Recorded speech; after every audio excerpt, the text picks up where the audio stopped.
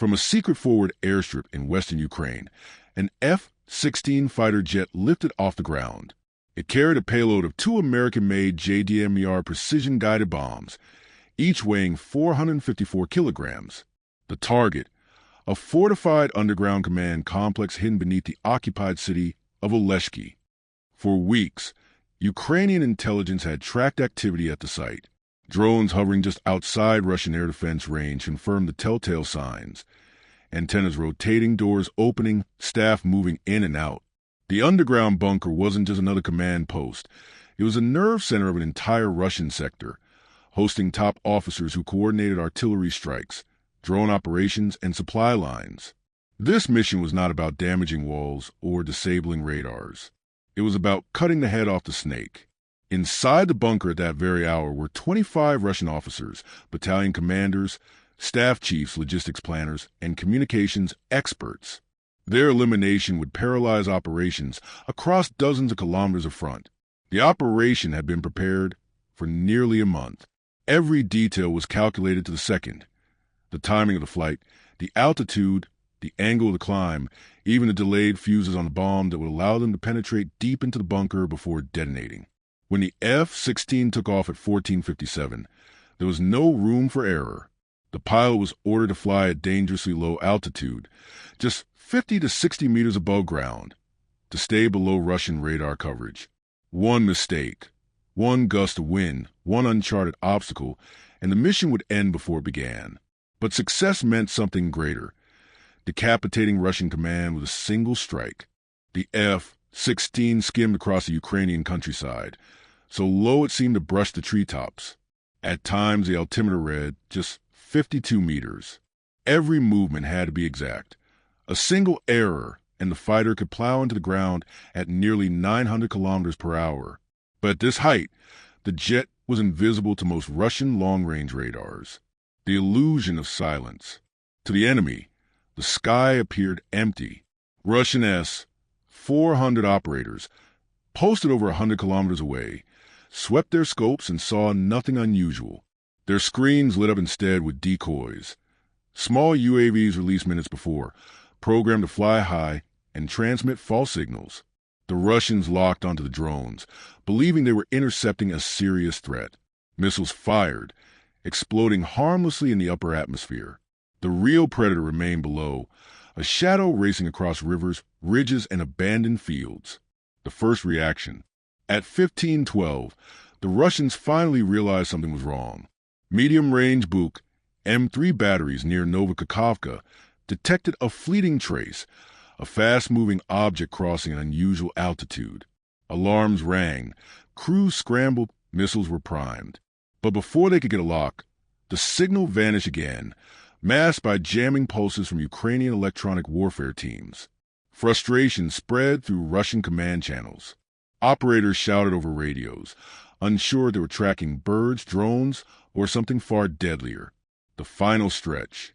By the time the F-16 crossed the Dnipro, it was less than 15 kilometers from its target.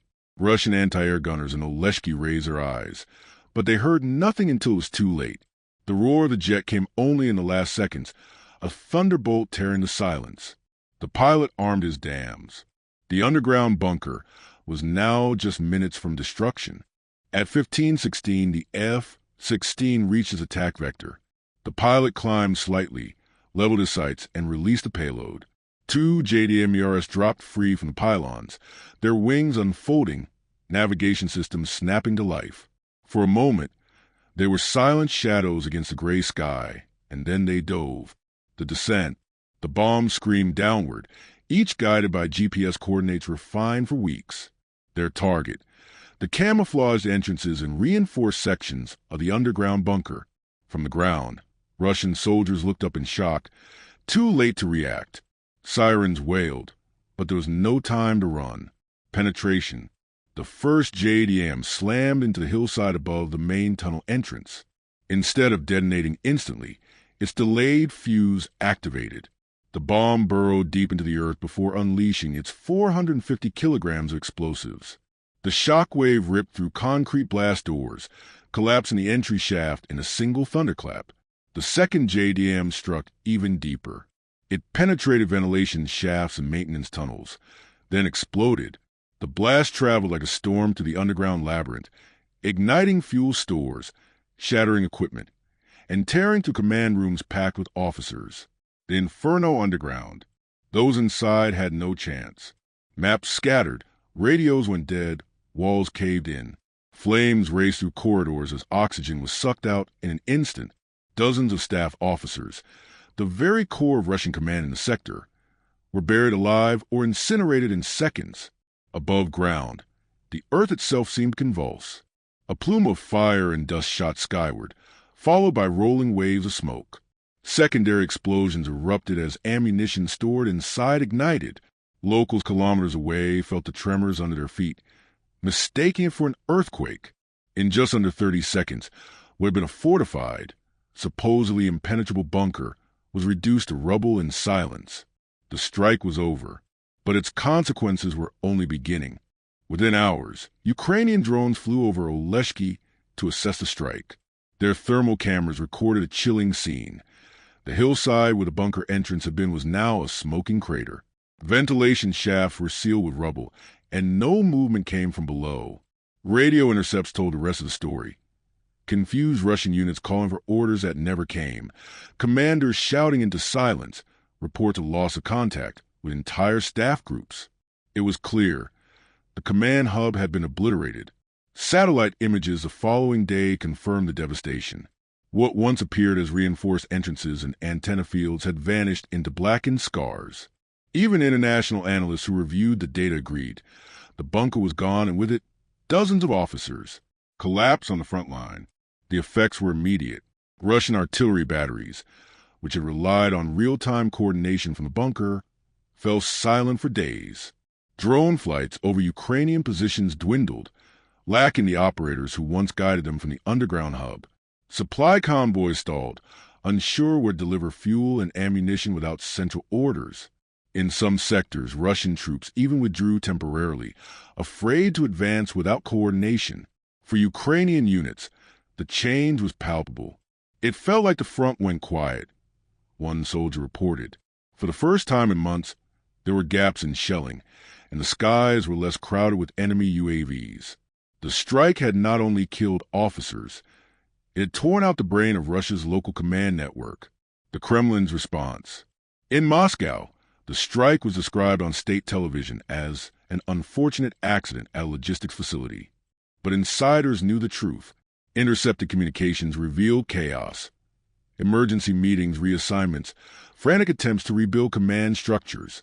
Military bloggers loyal to the Kremlin leaked angry posts, demanding to know how NATO-supplied bombs could reach so deep behind the lines. The Kremlin faced a strategic humiliation.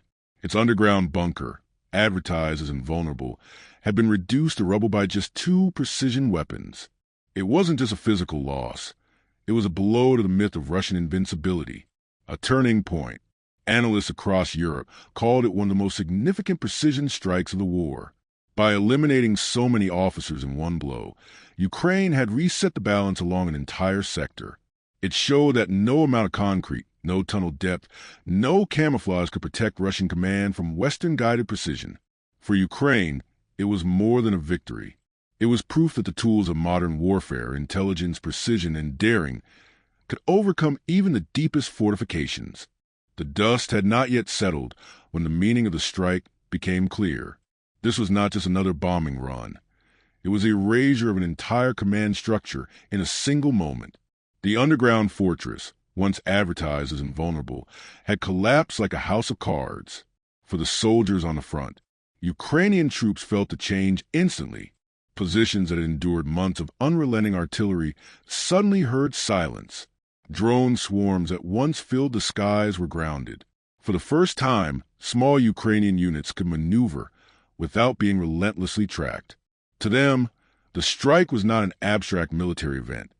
It was a breath of relief, proof that the enemy could be blinded and weakened. For the Kremlin, in Moscow, the humiliation cut deep. Billions spent on unstoppable bunkers, on concrete and steel, meant nothing in the face of modern precision. 2 bombs had undone what years of construction promised. The Kremlin's generals were forced to face an uncomfortable truth.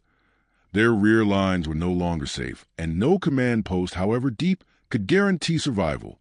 For the world, globally, the operation resonated as a textbook case of modern asymmetric warfare. Analysts compared it to the first use of stealth fighters in the Gulf War, or the historic dambusters raid of World War II. The lesson was clear. Intelligence, technology, and timing outweigh brute force. Ukraine had proven it could not only resist, but reach into the deepest shadows of Russian defenses and strike with surgical precision. The legacy, the strike on the Oleshki bunker, will be remembered not simply as an attack, but as a turning point. It showed that the war was no longer about numbers alone, but about who could adapt, innovate, and strike smarter. It proved that in the 21st century, even the mightiest armies can be undone by precision in the right hands. And above all, it carried a message to Russia, to the world, and to every Ukrainian still holding the line. No fortress is safe, no command untouchable, and the future belongs to those who master precision.